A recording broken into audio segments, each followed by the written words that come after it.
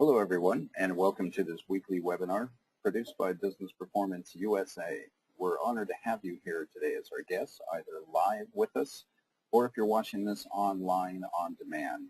Business Performance USA is the producer of these webinars, and we offer them weekly to provide business insights on a variety of important business topics. Business Performance USA is an online business information exchange where you can meet people across the U.S. engaged in business conversations on topics such as we're presenting today. In addition, we cover financial matters, marketing branding matters, business performance matters, people development matters. You can always become a member and engage us at no cost because we're a nonprofit and we're here to serve. Just go to businessperformanceusa.org to become a member and sign up and start a conversation with us. You'll be able to hear all of these webinars we have presented to you at a time most convenient for you because, of course, we record them and make them offered to you on demand. Today our webinar is Continuous Improvement Fundamentals. And I'm sorry, I was just checking some details here.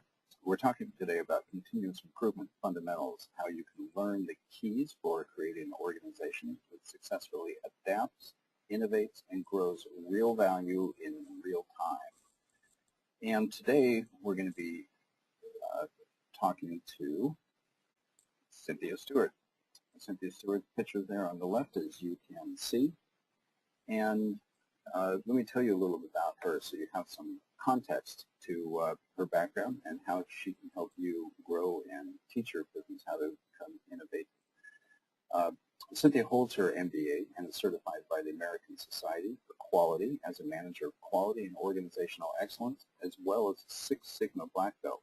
She partners with leaders in growing high-performance organizations through a strategic and staged approach to employee development, quality improvement, and business problem solving. Cynthia successfully led and directed culture change teams at all levels across 11 states during her tenure as Senior Internal Business Improvement Advisor with Central and Southwest and American Electric Power, including strategic merger assignments that created the third largest value-generating utility in the United States. So she knows how to play with the big boys and get them to listen. That's impressive. She's worked with thousands of professionals and hundreds of teams, and she's mastered the art of team building and mining value in every situation. So I can assure you she knows what she's doing, and we encourage you to follow up with us. So let's make sure this hour is worth your time. Feel free to ask us questions in the chat feature or the question feature in the user interface there with GoToMeeting. So either method works for you, and I will read your questions to Cynthia and she'll answer them for you. So if you also have a question about a specific issue in the workplace, you can email Cynthia at businessperformanceusa.org. You can see the email right there. And of course, we encourage you to sign up and become a member. So without any further ado, let me change this over to Cynthia. Just one second, please. And Cynthia, the ball is in your court. Thank you, Victor. And let me make sure that you can see my screen okay. And yes, we can, Cynthia. Okay, very good. All right, so I guess I better catch up and be on the right page here. Okay. Thanks, Victor, for that introduction. I appreciate that. And I really have fun with these webinars, so I appreciate everyone attending today to learn about continuous improvement fundamentals. You know, this is the simplest way to gain exponential improvement in bottom line results. And I have practiced these methods for my career and have summarized them in ways that really put a steam on your team as they row towards those wonderful performance results. And so I'm really excited to share some of this information with you today. And I just want to call out some of the sources that have been people that have really influenced my thinking back in the 90s, and particularly as we headed into the 2000s. There was Spear and Bowen as they put out Decoding the DNA of the Toyota Production System. You know, they really built on the work that Deming taught the Japanese, and in particular the automakers, when he went to Japan back in the 60s, and slowly but surely they really learned the secret and the DNA in the Toyota production system. And so we're going to base some of this on that, but understand that these are standing on the heads of giants that started the quality movement more than 100 years ago. So a lot of these thoughts have evolved over the period and evolved to John Carnegie, Designed to Adapt. I found his work and found it very informative and have been working with him on contract. I also really like the work of Clay Christensen, who really is all about disruptive innovation, as well as if you really want to know how to make your culture a great culture, The Great Game of Business by Jack Stack out of Springfield Remanufacturing Company in Doubleday. And all of this, of course, I have honed and used in my career across 35 years as a leader of quality and cultural improvement. So let's move on. I want to remark that the first thing that has to happen is really to put together the right kind of culture. And so I've talked a lot about this in some of my other webinars. There's one on the Critical Numbers webinar series and also the Problem Solvers webinar series, the importance of building an engagement culture. And what's great about this work is even through what I talk about here, it helps to build the engagement culture. Really, an engagement culture is a culture of learning, continuous learning, and it's done in a community of scientists, and you kind of go, what? Everybody wears a white robe? Well, not exactly, but everybody does use a particular method that I'm going to go over that's very straightforward, but it's the scientific method to problem solving.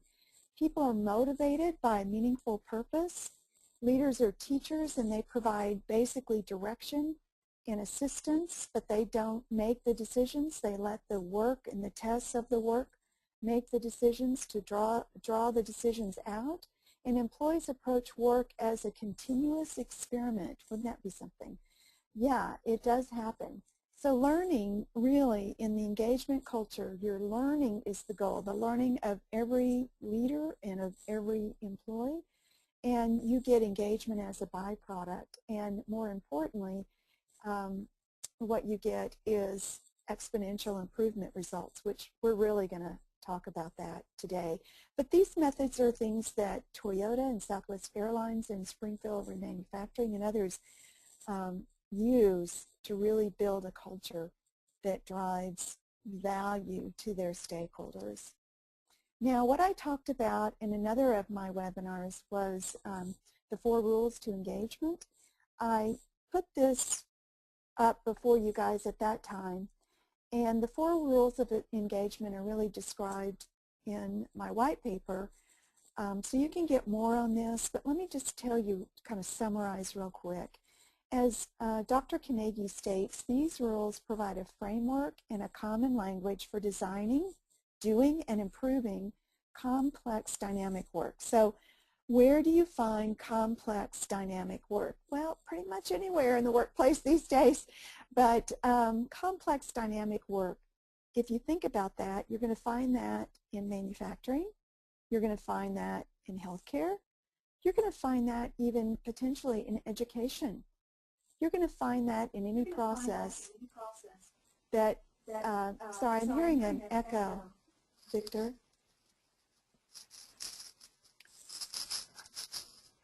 Cynthia, I'm on mute. I guess we have someone logging in, and I'm getting an echo. If somebody could turn mute, set the mute. Sorry for that, folks. Okay, so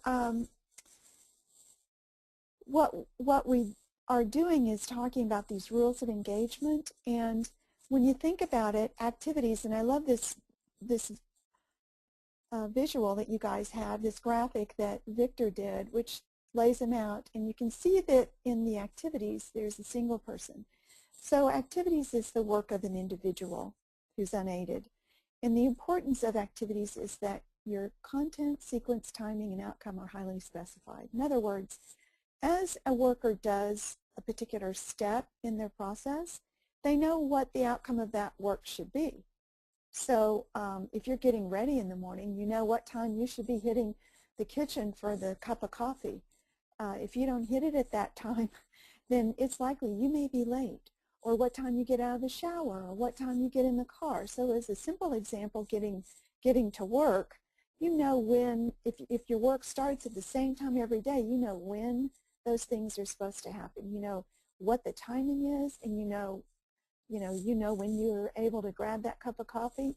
You know that when you start the motor, it's going to start, and all of those things are all sequentially set up, and you know when things are supposed to happen and what's supposed to, when you turn that ignition, it should start the car. You know that's supposed to happen, and those are very automatic, but my point is that activities, you know exactly what's going to happen with activities. Connections, and just to use the simple example, you see up there that there's a worker with a supply chain person.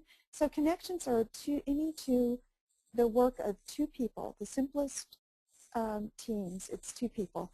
And it's direct and unambiguous in sending and receiving requests. So we know that when you go into Starbucks to get your coffee, it's direct and unambiguous. You say exactly what you want, a caramel macchiato, and they give you what you want, and you know how long that's going to take. And so that's a simple example of a connection. And then pathways are where you have multiple teams involved in a particular process, so it's more complex. But those pathways really need to be simple and direct. So when you're driving to work, you want to take the simplest, most direct route to work. And you want to make sure that, if you have an iPhone or a smartphone, maybe you should check the traffic patterns, or check the radio, or check the TV to see how those highways are running, if they're running smoothly or not. But those are pathways. Now what we're going to talk about really today is to delve into improvements. And again, in my webinar on problem solvers, I talk specifically about how to use adaptive problem solving. So today we're going to launch from one of the last webinars that I did and talk about adaptive problem solving. So basically, Rule 4, that improvement, really states that a worker, the worker under guidance of a leader, solves the problem in the workflow using the scientific method when the problem occurs to fulfill the organizational purpose. So there's your who, what, where, how, when, why, the 5 W's and H about adaptive problem solving. And what I showed you is a simple model for teeing this up.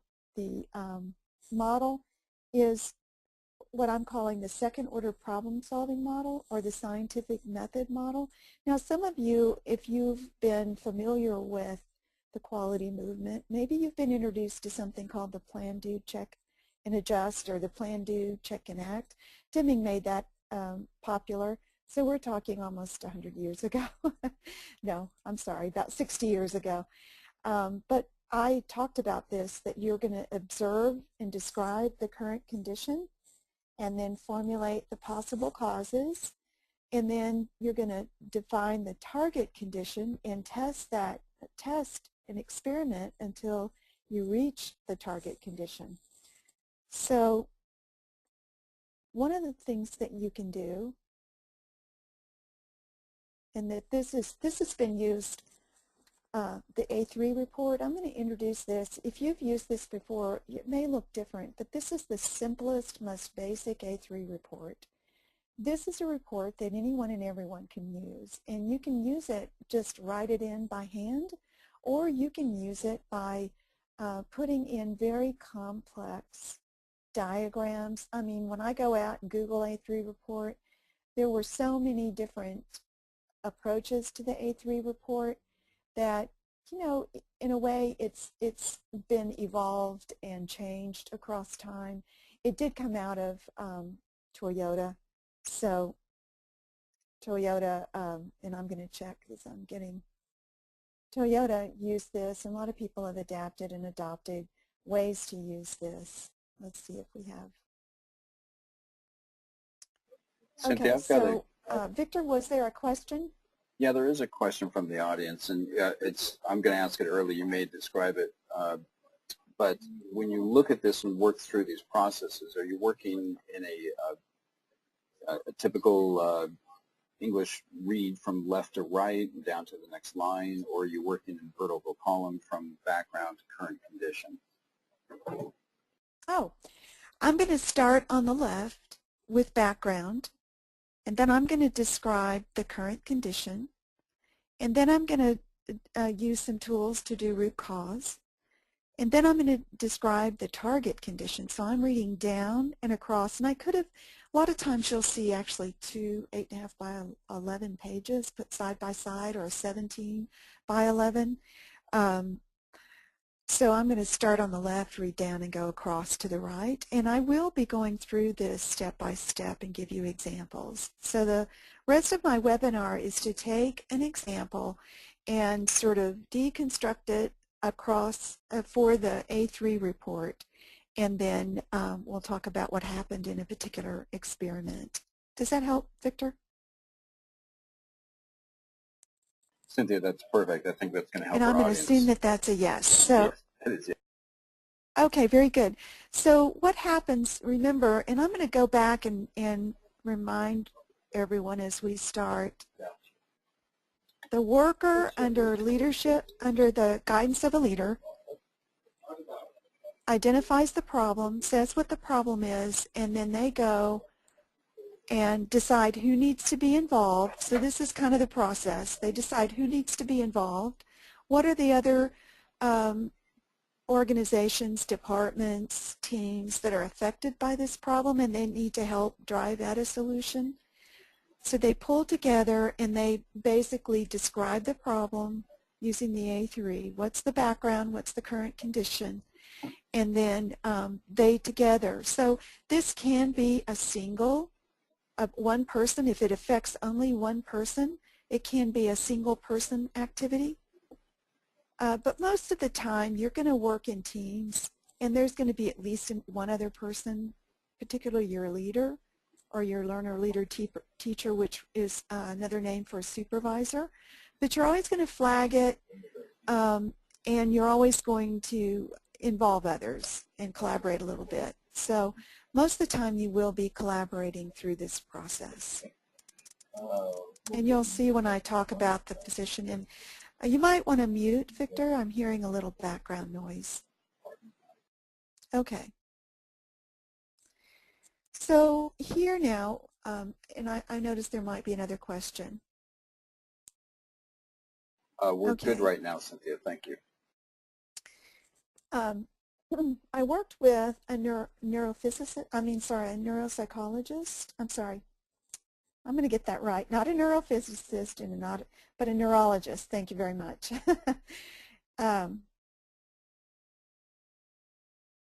This neurologist had a clinic, and he wanted to determine how to improve the patient's experience. And so what I did is, I'll walk through what I did, but basically let me describe this example. So first, I observed the doctor's typical routine for a couple of hours one afternoon, and then I wrote down what I saw. And then I showed the doctor what I wrote down to verify that I was correct. And from the step-by-step description, I diagrammed the workflow and verified this with the doctor. What stood out as not being ideal was the high variance in wait times among patients. Some waited almost an hour, and some waited just a few minutes to see the doctor. And it turns out that he sees patients for a variety of reasons, and some are diagnostic in nature, and some just for regular injection for their migraines. So those receiving the injections only took a few minutes, while those requiring examination and diagnosis took up to an hour. In addition, there was no time really scheduled between patients to allow the doctor to notate the patient records, so he would have to stay late in the evenings or come in on his days off in order to update the records.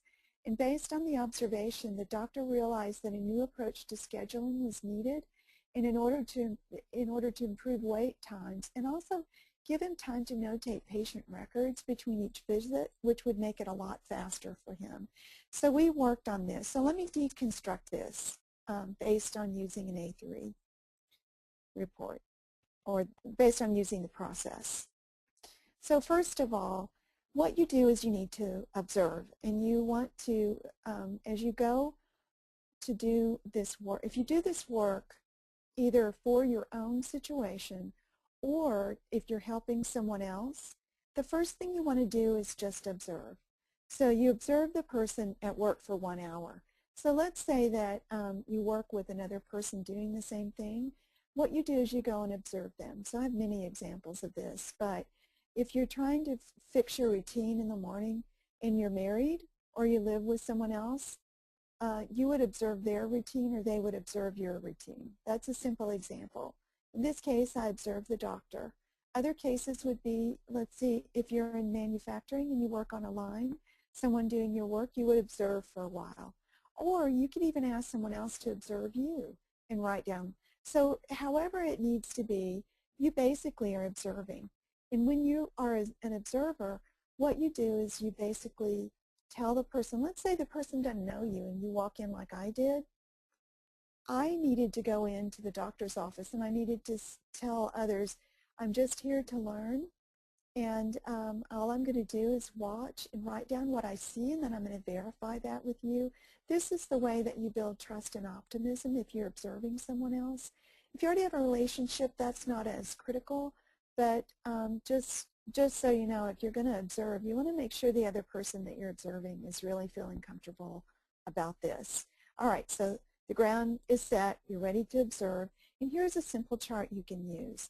Basically, on the left column where it starts with 31, what I do is I have a chart that does an hour. So on the first page, it would start at 01, then 02, then 03. So each line represents 1 minute on the clock. So you've got to have your clock there. So this is at let's say it was actually at 3:31, I think, in the afternoon. So I'm sitting in Jag's office observing, and I notice that he picks up the document, and I'm sitting in the office, and I notice that Dr. Dean, this other doctor, comes in and picks up a document. Don't know why, that's what I notice. And then I'm sitting there, and I notice that the doctor, a minute later, comes and drops off the second patient's file, and he checks in with me. How you doing? Now I'm sitting just in his office observing, okay? I'm not sitting with patients, I'm just observing. And then a minute later, he goes to the examining room 2, and I notice that the second patient is released and they leave. So you can see that I'm just notating minute 33, this is what happens. Minute 34, this is what happens, and even what people are saying and what they're talking about. So regarding is just what's happening. Why did this action happen? And if there's no particular reason, for instance, on minute 31, I really don't know what document Dr. Dean picked up. I could have said he needed a document in the regarding, or if he had said, I need to pick up a patient's, something, or I need to pick up a book, I would have been able to notate that. So this is 2 pages, front and back. I just, with my pencil, notate what I'm observing. And I'm not saying anything. I don't need to say anything unless I'm asked. Now, if I was following a nurse around on her rounds, I might ask her questions. I might say, is this the dispensary where you get the drugs? May I go into the patient's room with you? Things like that. So it's not like I can't talk, but I don't need to talk. All I need to do is observe and write down what I'm seeing, okay? Now, if I need to clarify something, it's okay. You can do that. So that's your first step. Any questions, Victor? Yeah, Cynthia, I do have one question, and it's regarding the specificity of what you're observing, because your context here is within medical practice. But correct. So the person is asking, is this specifically related to a medical practice because she works in, or I infer she, I apologize if I'm incorrect, works for a financial practice CPA firm, and so she's trying to correlate these two industry specifics. But what you're talking about here is really industry agnostic, is it not? And couldn't you would one just refer to the steps 1 through 4 and then think of them in context to their function within their industry? Well, effectively, you have answered the question. This is agnostic, and I'm just teeing up an example for something that I thought I should have said this, we all can relate to scheduling issues and waiting for a doctor and being in a waiting room. That was one reason I used this, and I didn't mention that. So it's something that I think people can relate to, but no question that my experience is actually in the electric utility industry, and I can see many, many applications of this, but in a CPA's office, I've never worked in one. I can only imagine that, that there's a lot of work in and around a particular a client's accounts, and how you're getting access to their information and how quickly they're getting information and responding, as well as there's also, I'm sure, a lot of regulations that have to be reported. So there's a lot of reporting requirements. IRS, of course, deadlines that come to mind, but also there's a lot of other, depending on the CPA firm, it could be a CPA firm that's doing commercial work, and there's SEC reporting. So there are many types of activities that require a high performance level and that where things can go wrong. So again, it's any complex, dynamic, unpredictable work, which, if the person from the CPA firm could say, yeah, it's pretty complex, pretty dynamic, and pretty unpredictable, then this would be a candidate. It would be a candidate for using this approach. That makes sense, Cynthia. If you think of the requirements for each and every client, they are unique and endemic to that client and their needs and requirements. So, and the client's needs change throughout the year, if you will, and throughout the course of the business relationship. So that inherently defines a dynamic environment where things are custom and things evolve throughout the business relationship. Yeah, Victor, what comes to mind is an environment that is not complex, or at least because I haven't worked in the environment, but like an ice cream store where you have several people just dipping ice cream for those coming through, or making milkshakes or making sundaes. That seems like that would be not too dynamic, but it's not to say you couldn't use adaptive design there as well. But in those kind of single one-on-one transactions, generally you don't necessarily need this, but by and large, there are so many examples and so many reasons why this is helpful. It's very helpful in the back office functions, in supply chain functions, and in situations where you have unpredictable, things are unpredictable, such as in the case of a patient or customer, in cases like that. Well, let's move on. What I'm showing here is very unique. It's documenting the current condition. So first I observed, and then I went back to my desk and I drew it up. And I drew it with pencil, and then I went ahead and put it on.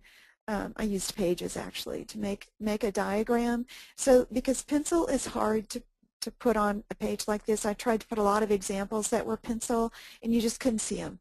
So I put them, I couldn't get them dark enough to be able to see them.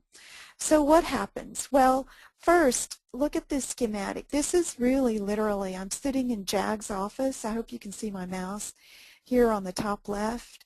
And there's a nurse just outside his office.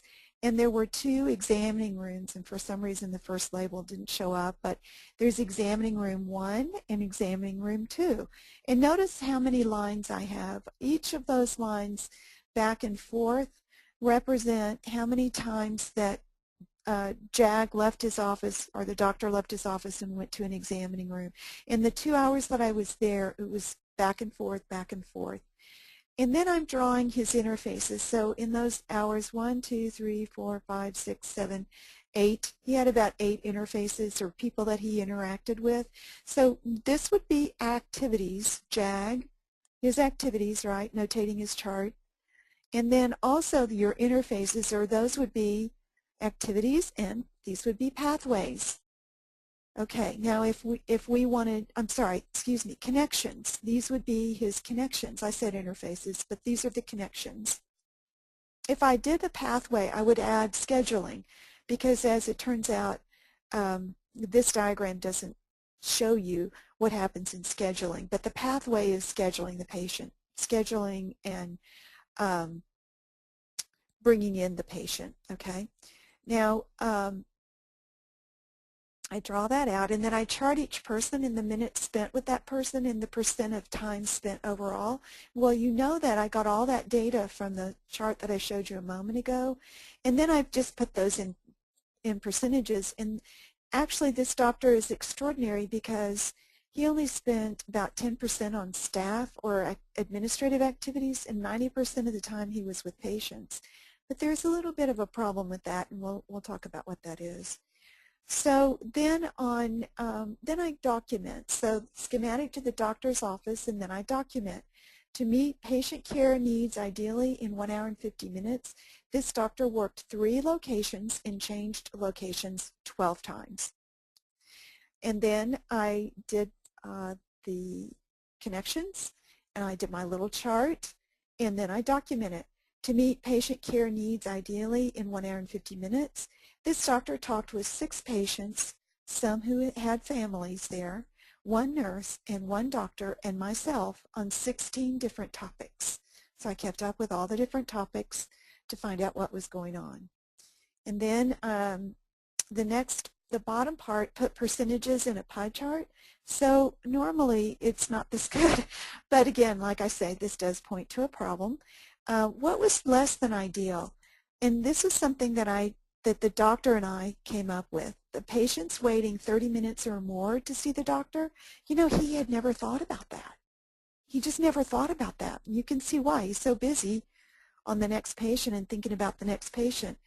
He didn't realize that some people were waiting up to an hour to see him. It wasn't an issue. Everybody just assumes when you go to a doctor's office, you sit in the waiting room and you wait until they're ready to see you. And he's a specialist, and it was hard to get in to see him. So you're not gonna get up and leave when it took so long to get into that appointment. Also, we noticed that the billing administrator had to track down the nurse to get some paperwork signed, so the nurse had to interrupt the doctor with the patient to get that signature. Now, you know, that's in the scheme of things not a huge deal, but let's think about where the doctor's mind is. He's sitting there trying to listen to the patient, and the nurse is standing there waiting to get his signature. So now we've disrupted the flow there. So now he may have to ask the question again, but he has to leave in his mind, timeshare, okay, mind share I call it. He has to leave, in his mind he has to leave that, go find out what the nurse is standing there waiting for, sign the paper, and then come back. Okay, not a lot of minutes, but they do add up. That could have been time he was making notes on the patient's records. Instead, he had to stop everything he was doing. The patient had to stop and wait. So not a big deal, but maybe that's one of those things we would look at later and see how often that was occurring. He was running 30 minutes late on hospital rounds, so that pushed the whole schedule back. Everybody was waiting. And then also he was being sent difficult cases as a neurologist that most often are conversion disorder patients, and they should have been treated by a neuropsychiatrist. And it takes a lot of time to work with these folks, and I'm not going to go into this disorder, but it's kind of one of those disorders that used to be observed and they were working towards progress, but in today's world they don't. So he ends up with these very, very, very difficult cases. Turns out he's good at it. He's good at diagnosing it. So they do send a lot of those cases to him. So now let's step back. That's the example. Let me tell you that on this current condition, as I mentioned earlier, the current condition, really sometimes if you go out and do this, you're just going to see charts. So for instance, if I was working on safety as a current condition, I'm going to pull up the safety incidents, and I'm going to find out some things like how often is it happening, what time of year, was it after, you know, time change that we had these incidents, that they peaked, or was it Was it because of the icy conditions that we had more incidents? So I'm gonna go gather some data, and I may document my current condition with records that I have stored in databases. Now, what I want to contrast here is that you can go at this as a pencil project where you're drawing and you're not using a lot of databases. You're just gathering the information here. Or you can go after this as a really major, I got to pull all this data and I've got to see all my charts. I recommend that you try to keep it pretty simple, and the minute you start pulling major charts and pulling all of that, you may be in line for a project. And what we're talking about here isn't the large projects, which I've worked on hundreds. It is daily in the workflow, where what the supervisor is doing is really helping the person observe the situation and trying to come up with a long-term remedy to the situation, happening every day. Okay, every day. So you can use this report, this A3 report, to be very, very, very sophisticated, or you can use it as just a documentation tool. Okay. Cynthia, Now back to my, yes. just a quick note. It's not a question, but it related to your last slide. I'm going to read a statement. We have a participant, or a member of Business Programs who say that I always really like learning from. I would prefer to surface them to the front, but they like just kind of being in the background. So I'm going to just read a comment that they applied to this. And his comment is, quote, "The same principles of scientific management also apply whenever, quote, time and motion, end quote, must be observed, etc. That is, studied in order to test possible solutions." So it's just exactly what you're talking about. It's a different way to say it. The example he offers is even franchise fast food operations use principles of scientific management in many ways to make the most return on their vested interest in the activities of individuals and supervisors. I extract from that that really any company can look at the time and motion studies, but do it in a real-world, intuitive environment where you're engaging employees in just real-time solutions, and that's where innovation takes place, in the little things, not necessarily in the big things. So sorry to interrupt. I just wanted to interject that. Yes. You could say, when you looked at my first chart, Victor, I guess I could go back, that this is definitely time and motion, because the chart that I'm giving you is documenting that time and motion. Minute 31, minute 32, minute 33. If you needed to be more granular, in some cases, 15 seconds matters. You could do that. You could set up a chart. But this is definitely a time and motion study. Now, is time and motion in this case, does it factor in? And it does, because it's important to patients. And so it's really about patience waiting. So when, just to take that further, when we formulated possible causes, first we had to say, what's not ideal. Patients wait 30 to 60 minutes or more for the doctor, and doctor works nights and weekends to notate patient records. So we had to decide what to tackle. It seemed to be a patient loading and a patient scheduling problem, right? So should we tackle patient loading, giving him too many, just give him less? Or should we tackle scheduling? How are we scheduling the patient? So he and I decided we tackle patient scheduling. So I'm using a simple 5 why, and this is so simple I didn't need to go to 5 whys, but I could have. I'm just saying, so patient scheduling. Why are patients waiting 30 to 60 minutes? So the answer is they schedule 15 minutes for patients. So every patient gets 15 minutes, and some patients may take 30 or 45 minutes. So why are patients taking 30 to 45 minutes? Because they are new patients with undiagnosed issues. So new patients, there needs time for the doctor to kind of get to know the patient a little bit, and then secondly, to hear the report of their issues, and they're undiagnosed. And in his case, he's diagnosing the undiagnosed, which is conversion disorder. So we didn't go further. If I was really doing this as a conversion disorder issue, which we did, and by the way, I didn't put all that in here because it's a lot of detail. There are many, this 5 whys might have gone to 10 whys, but to get to a root cause. But so when we saw that they are new patients with undiagnosed issues, we said, well, gee, maybe we should treat them differently in the patient scheduling. And so we defined a target condition.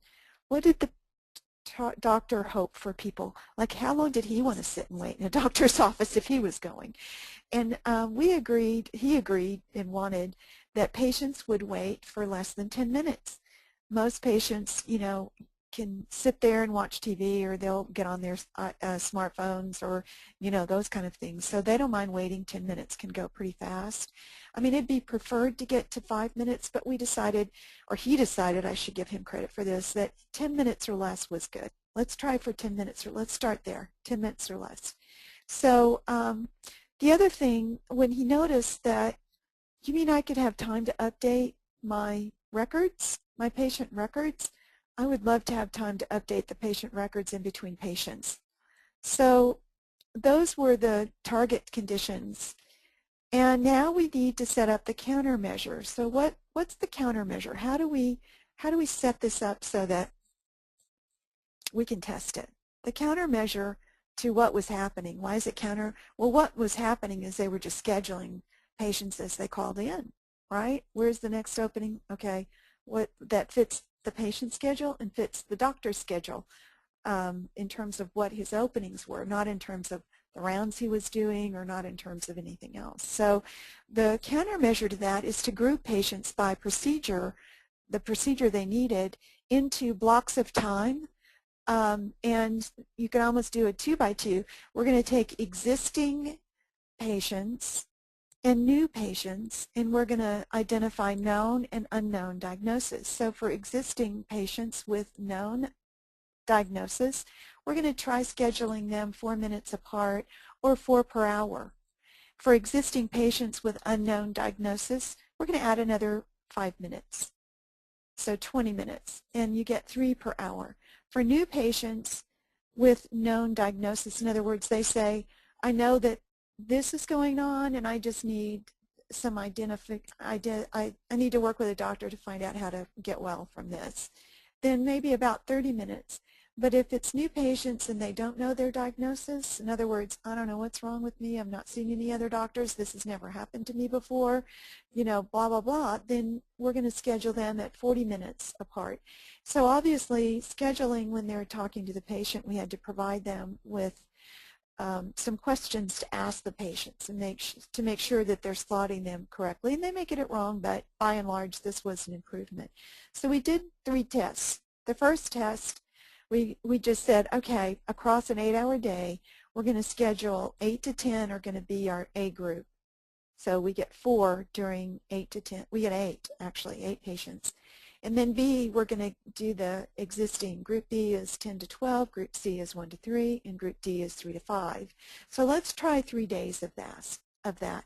So they did it for 3 days, and they found out that there were some open spots in the schedule, so they would have been able to schedule more patients. But they also noticed that they didn't seem to need as long for particularly Group A. Okay, so in our second test, we reduced the times for scheduling Group A.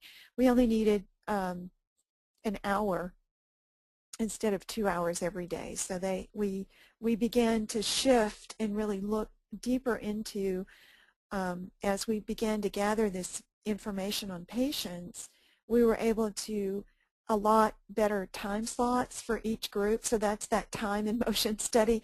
How things cluster. So we started to look for clusters for patients, and they were going to have to collect, since they hadn't collected the data on, how long it actually took for each patient, and when they called in, did they know or not, were they new or existing? They knew that, but they didn't always know whether it was known or unknown. So they were having to collect data across time. And then by the third test, after they had gotten some more data, they were able to shift groups, the group hours based on the complement of patients. In other words, how many, across a week, how many group A's do we need and how many hours do we need to schedule group A? Same thing for group B, C, and D. So what they did is they set up a new scheme for scheduling, and they got really good at that. And what they noticed is that they achieved the targets to have no patient wait more than, it was actually 10 minutes. And they were able, the doctor, because they were, see, a lot of times they had these migraine, and migraines were doctors, I mean, they were patients with migraines were people that the doctor knew. And all that really was happening is he had to administer a shot that was helping their migraines. They came in maybe once a month or so. It just depended. Sometimes it was 6 weeks, and sometimes it was they could last for 90 days. It just depended. So those didn't take any time at all, and those were really quick. And he found out 15 minutes was more than ample time to meet with the patient, find out how they were doing, determine whether the injection needed to be changed in any way, give him the injection, and then notate his paperwork. So just by looking at kind of the things that they worked with, and it's a neurologist, so they were looking at multiple sclerosis, multiple dystrophy, and other neurological disorders. So it just got, since they began, when they began to focus on scheduling, and the doctor was able to work on that pathway called scheduling, they were able to schedule better, and here's what happened. They were able to have patients waiting less than 10 minutes to see the doctor. Actually, scheduling became a lot easier because they knew they needed to ask a series of simple questions and then slot the person in. And what was interesting is that while there may have been minutes here, minutes there that were open in the schedule, the doctor was able to see more patients, which is really interesting. You would think that wouldn't be the case, but they were able to see, he was able to see more patients, and he was able to notate his records in between. And so he found more time to focus on the patient's need. He wasn't quite as slammed. You can imagine, you've got patients coming in every 15 minutes, you're slammed. You feel like you really don't have time to engage with a patient. And so he found that he had more time to focus. His stress reduced dramatically. Now he had his nights and weekends back, and the new patient referrals increased, and that jury's out on whether that was a good thing or not. But for the clinic, they liked that idea. So that was the benefit. And so I'm going to wrap up because I know we're getting close to the hour, Victor, and I just want to say this. Continuous improvement and innovation are basically built on small incremental improvements by solving problems in real time as part of the work itself. So in other words, we didn't stop everything at the doctor's office so they could figure out scheduling. We just started scheduling a different way. So they were still scheduling. There wasn't a big project. You know, nobody sat around doing data analysis for days on end and saying, okay, well, just, you know, separate from the work. There wasn't a committee. There wasn't a set of managers. It was just this simple exchange working with scheduling and the doctor and experimenting to find out, gee, we could make everyone's life easier, believe it or not. The doctor's life, the scheduler's life, and the patient's life. The patient would be happier, the scheduler was happier, the doctor was certainly happier, and all we did was shift things around, and it got the results. So simple, it was simple, incremental, you know, tested it. It wasn't a big deal. Let's just test it for a few days and see what happens, and let's see what we think, and then let's test it. Let's tee up another test. Let's do it again until let's experiment. Now sometimes your experiments you don't get it in 3 tries. It'll take 5 tries. Sometimes you get it in the first time, but you're not inconveniencing anyone. You know, you're working. You're still, it's in the flow of the work, and it's not stopping the work. The work is still, and it's beginning to solve the problem right away. That's what's amazing. It starts to solve the problem right away. Even after the first test, it was improved. It just wasn't where we wanted it. So it starts to solve, and in 3 days they were on their course to a solution, and within a week we were able to shift things that dramatically, and their throughput was great. So it began, this was also, something like this was done in a clinic with 60 doctors, and they were supposed to meet this 20% improvement, and they were trying, and the average of the industry, or the whole system, actually it was a healthcare system, was this line right here. They were barely getting up to 15% improvement. And so this one doctor's clinic with 60 doctors said, okay, let's try adaptive design. And so they began, and in 3 months they started to see an increase.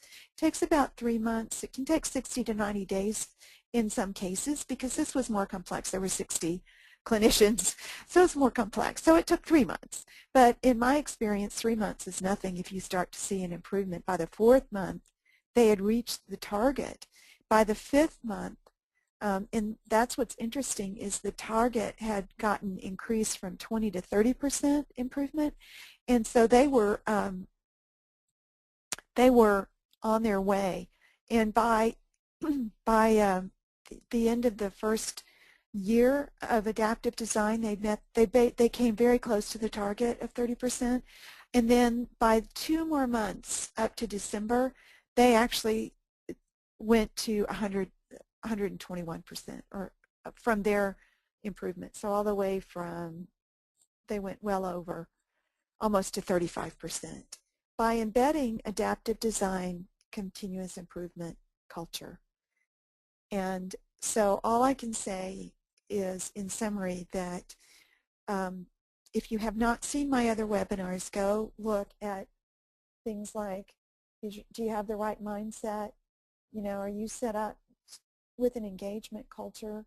And start solving problems, and you'll get people very engaged. This is very engaged when you get people engaged in this kind of work and problem solving, because they start to see things that they've been dealing with for years get resolved, and then they start to learn. So the focus really is the learning.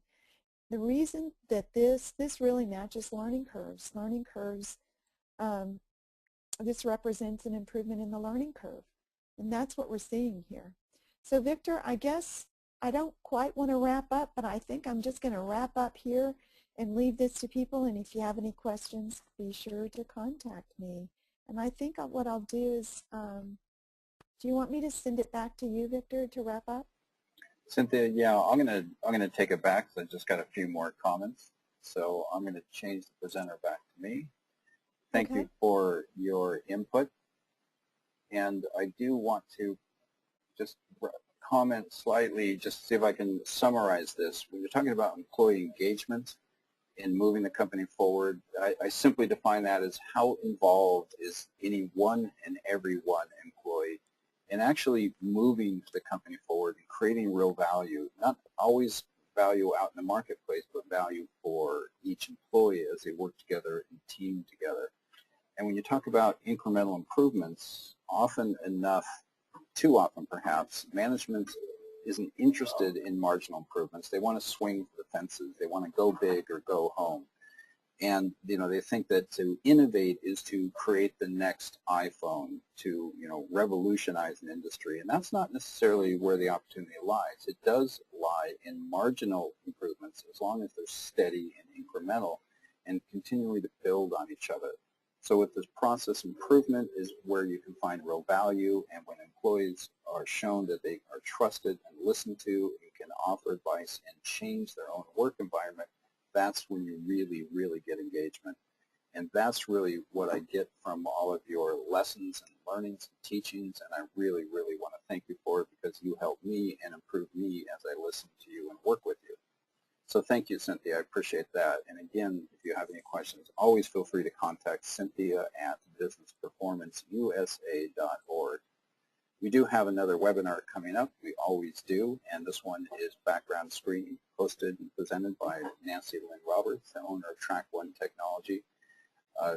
Nancy Roberts is a brilliant professional businesswoman, an entrepreneur, and she knows how to acquire talent, and that's where the background screening fits into the picture. So please join us on that. And one last closing, I would like you to consider joining Business Performance USA as a member. This is what our website looks like, and we are here to share information on people, processes, and performance.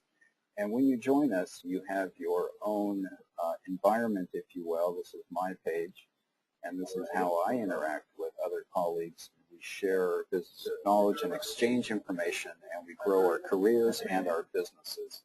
So with that, I'm going to close, and I apologize for the background noise here, but it's a busy world and busy environment. So thank you again, Cynthia, and I really appreciate your time.